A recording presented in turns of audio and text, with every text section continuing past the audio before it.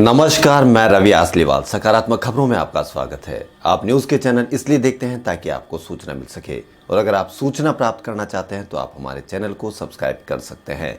और यदि आपको ऐसे चैनल देखने हैं जिसमें सिर्फ किसी का अपमान होता हो, आपके मन में गंदगी भरने का काम होता हो, और हाँ, आपको बच्चों की फीस से, अपने बच्चों के रोजगार से, महंगाई से या और भी किसी देश की समस्या से कोई तकलीफ नहीं हो, तो अब आप लड़ाई झगड़े की बहस भी देख सकते हैं। लेकिन अब उसमें खुलकर गालियां बकने लगे हैं, और उस बहस के बाद में कई प्रवक्ता यानी एक प्रवक्ता की हार्ट अटैक से मौत भी हो गई है। यानी बहस की, लड़ाई झगड़े की बहस मीडिया में देखना कितना खतरनाक हो सकता है किसी भी व्यक्ति के लिए।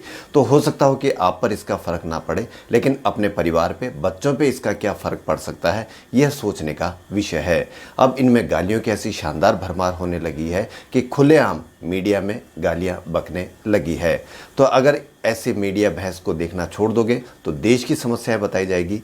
क्या आपको पता है कि 1,39,000 देश में 2019 सरकारी आंकड़ों के अनुसार आत्महत्या की है? लेकिन नहीं, आपको सिर्फ एक आत्महत्या के बारे में इतना खुलकर बताया जा रहा है। पिछले 3 महीने से पूरे देश का समय खराब किया जा रहा है। लेकिन वक्त रहते अगर टीवी देखना छोड़ देते तो वो वही बात बताते जो देश की समस्या है, और इसका खामियाजा आपको, हमको, हमारे परिवार को, हमारे आने वाली पीढ़ियों को भुगतना पड़ेगा। तो ऐसे चैनल देखें जिसमें न्यूज़ हो, और ऐसे मीडिया को देखना छोड़े, वरना हम भुगतने के लिए तैयार तो होंगे ही। तो इसलिए हमारे चैनल को सब्सक्राइब कर सकते हैं न्यूज़ के लिए। तो बढ़ते हैं खबरों की ओर। भारत के इतिहास में 5 सितंबर यानी आज तारीख का एक खास महत्व है। दरअसल ये देश के द्वितीय राष्ट्रपति डॉक्टर सर्वपल्ली राधाकृष्णन का जन्मदिन है, और उन्हीं के सम्मान में इस दिन को शिक्षक दिवस के रूप में मनाया जाता है। 5 सितंबर 1888 को तमिलनाडु में जन्मे डॉक्टर राधाकृष्णन को भारतीय संस्कृति के संवाहक, प्रख्यात शिक्षाविद, महान दार्शनिक और एक आस्थावान हिंदू विचारक के तौर पर जाना जाता है। पूरे देश को अपनी विद्वता से अभिभूत करने वाले डॉक्टर राधाकृष्णन को भारत सरकार ने सर्वोच्च सम्मान भारत रत्न से भी अलंकृत किया था। तो ऐसे आज का शिक्षक दिवस। वहीं बिहार में लोक जनशक्ति पार्टी के अध्यक्ष चिराग पासवान ने मुख्यमंत्री नीतीश कुमार के खिलाफ मोर्चा खोला है। तब से राज्य सरकार दलितों को लुभाने के लिए हर संभव प्रयास कर रही है। इसी के तहत मुख्यमंत्री नीतीश कुमार ने शुक्रवार को घोषणा की कि अगर राज्य में किसी अनुसूचित जाति या जनजाति के शख्स की हत्या होती है तो उसके परिवार के एक सदस्य को सरकारी नौकरी दी जाएगी। नीतीश कुमार शुक्रवार को पटना में अनुसूचित जाति और जनजाति अधिनियम के तहत गठित राज्य स्तरीय सतर्कता और मॉनिटरिंग समिति की बैठक को संबोधित कर रहे थे। यानी अब अगर सरकारी नौकरी प्राप्त करना चाहते हो तो ऐसे विचारों पर या ऐसे सोच पर आप विचार कर सकते हैं। केंद्रीय रक्षा मंत्री राजनाथ सिंह और चीनी रक्षा मंत्री वेई फेंगई के बीच शुक्रवार को हुई बैठक 2 घंटे से भी ज़्यादा देर तक हुई, जहां पूर्वी लद्दाख में सीमा पर तनाव कम करने पर ध्यान केंद्रित रहा। सरकारी सूत्रों ने यह जानकारी दी। पूर्वी लद्दाख में मई में सीमा पर हुए तनाव के बाद से दोनों ओर से यह पहली उच्च स्तरीय आमने सामने की बैठक थी। इससे पहले विदेश मंत्री एस जयशंकर और राष्ट्रीय सुरक्षा सलाहकार अजीत डोभाल गतिरोध दूर करने के लिए चीनी विदेश मंत्री वांग यी के साथ टेलीफोन पर बातचीत कर चुके हैं। सूत्रों ने बताया कि वार्ता के दौरान सिंह ने पूर्वी लद्दाख में यथास्थिति को बनाए रखने और सैनिकों को तेजी से हटाने पर जोर दिया है। वहीं विदेश मंत्री एस जयशंकर ने शुक्रवार को ब्रिक्स देशों के समूह से आतंकवाद के खतरे से निपटने के लिए सहयोग बढ़ाने का आह्वान किया। जयशंकर ने वीडियो कॉन्फ्रेंस के माध्यम से आयोजित बैठक में ये बात कही। उनके चीनी समकक्ष वांग यी ने भी सम्मेलन में हिस्सा लिया। विदेश मंत्रालय के मुताबिक अपने संबोधन में जयशंकर ने समकालीन वैश्विक वास्तविकताओं और दुनिया के लाखों लोगों की भावनाओं को प्रतिबंधित करने के लिए संयुक्त राष्ट्र में सुधार की आवश्यकता पर भी जोर दिया। विदेश मंत्री ने विश्व व्यापार संगठन, अंतर्राष्ट्रीय मुद्रा कोष और विश्व स्वास्थ्य संगठन जैसे अंतर्राष्ट्रीय निकायों में सुधार के साथ ही संयुक्त राष्ट्र सुरक्षा परिषद की स्थायी और अस्थायी दोनों श्रेणियों में विस्तार का भी आह्वान किया। वहीं Indian council of medical research की नई टेस्टिंग गाइडलाइन के मुताबिक रैपिड एंटीजन टेस्ट RAT के टेस्टिंग प्रोटोकॉल में भी बदलाव किया गया है। अब रैपिड एंटीजन टेस्ट के लिए निम्न प्रोटोकॉल है। अगर इस टेस्ट में व्यक्ति पॉजिटिव आया तो उसको पॉजिटिव मान लिया जाएगा। अगर टेस्ट में नेगेटिव आने के बावजूद व्यक्ति में लक्षण दिखते हैं तो निश्चित तौर पर RT-PCR कराया जाए। यही पॉइंट आईसीएमआर ने इस बार जोड़ा है। अगर नेगेटिव आने के बाद व्यक्ति में कोई लक्षण नहीं दिख रहे हैं, लेकिन बाद में जाकर व्यक्ति में लक्षण दिखने शुरू हो जाते हैं, तो उस व्यक्ति का फिर से आरटी या आरटीपीसीआर टेस्ट कराया जाए। वहीं देश में कोरोना का कहर लगातार जारी है। शुक्रवार को 87,000 के ऊपर नए मरीज मिले, जो किसी भी एक दिन में देश ही नहीं दुनिया में भी सबसे ज़्यादा है। एक दिन पहले ही अब तक के सबसे ज़्यादा मरीज मिले थे, जो 85,000 के करीब थे। अब तक देश में 40,10,877 लोग संक्रमित हो चुके हैं। वहीं 80,000 करीब मरीजों ने कोरोना वायरस को मात दी और डिस्चार्ज हुए। वहीं रिकवरी रेट 77.46% हो गई है। वहीं 1,057 मौत के साथ मृतकों की संख्या भी 70,000 के करीब हो गई है। टोक्यो ओलंपिक इतिहास का सबसे महंगा समर गेम्स होगा, जो अगले साल 23 जुलाई से 8 अगस्त को निर्धारित है। कोरोना महामारी के कारण एक साल आगे बढ़ाए जाने से लागत 200% तक बढ़ गई है। वहीं राजस्थान में कोरोना के नए मरीज 1570 मिले हैं। इस प्रकार कुल 87,797 मरीज हो गए हैं। वहीं 13 मौत भी हुई। इससे मृतकों का आंकड़ा 1108 हो गया है। इंस्टाग्राम पर short video making apps reels के लिए पहली बार भारत में अलग टैब शुरू किया गया है। नेविगेशन बार पर मौजूद रील्स ऐप के जरिए आप 15 सेकंड का multi clip video, audio record, edit और क्रिएटिव टूल्स के जरिए नए इफेक्ट डाल सकते हैं।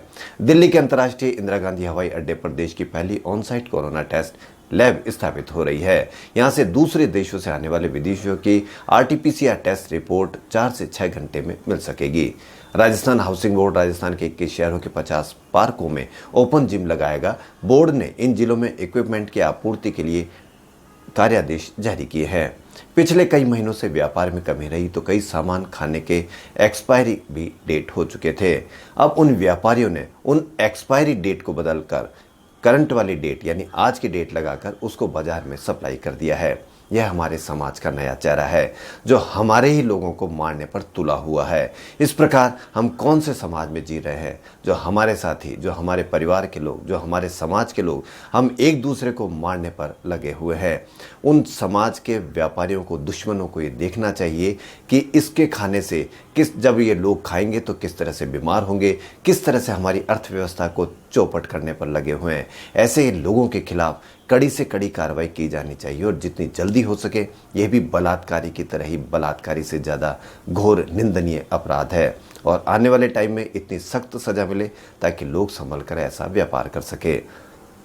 राजस्थान हाईकोर्ट ने कोविड-19 संक्रमण काल के दौरान सरकारी मेडिकल कॉलेजों द्वारा पेमेंट सीट के विद्यार्थियों से सेमेस्टर की पूरी फीस वसूलने पर जवाब मांगा है। वहीं महात्मा गांधी की 150वीं जयंती वर्ष के उपलक्ष्य में राजस्थान में आयोजित होने वाले कार्यक्रमों को लेकर मुख्यमंत्री अशोक गहलोत ने शुक्रवार को मुख्यमंत्री निवास पर कला, साहित्य, संस्कृति और पुरातत्व विभाग की बैठक ली।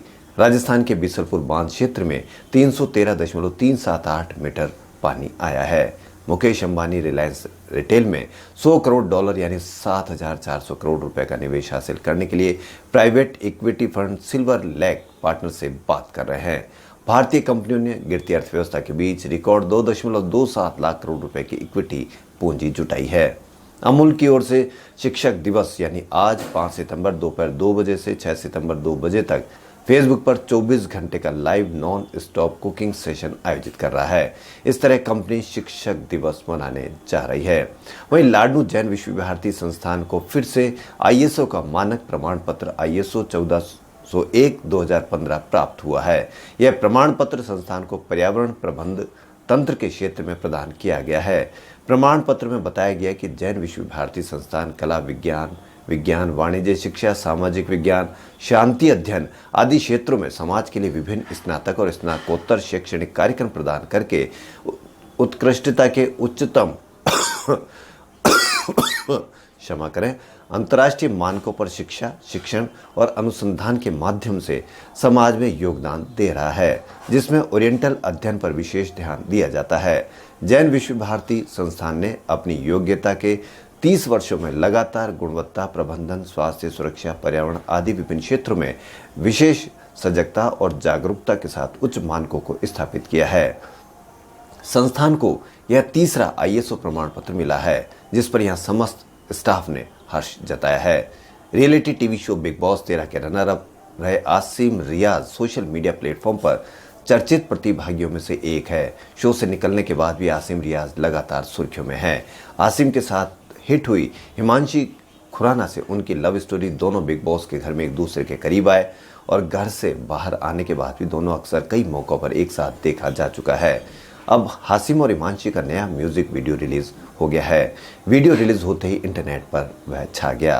कोरोना महामारी के बाद यदि मीडिया ने सबसे ज़्यादा किसी मुद्दे को उठाया है तो वो है सुशांत सिंह राजपूत की मौत।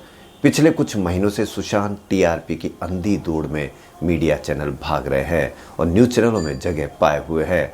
हर कोई इस संवेदनशील मुद्दे को अपने अपने तमाशे के हिसाब से पेश कर रहा है। ऐसा माहौल तैयार किया जा रहा है कि जैसे सुशांत को इंसाफ दिलाने की जिम्मेदारी सिर्फ और सिर्फ कुछ चुनिंदा मीडिया चैनलों के कंधों पर है। सोशल मीडिया पर इस मामले में मीडिया की भूमिका को लेकर हर दिन सैकड़ों मीम बनने रहे हैं, जो दर्शाते हैं कि लोग अब मीडिया ट्रायल से भी अजीज आ चुके हैं या तंग हो चुके हैं। खबरों में फिलहाल इतना ही। यदि आपको हमारा चैनल पसंद आए तो लाइक, सब्सक्राइब और शेयर अवश्य करें। धन्यवाद।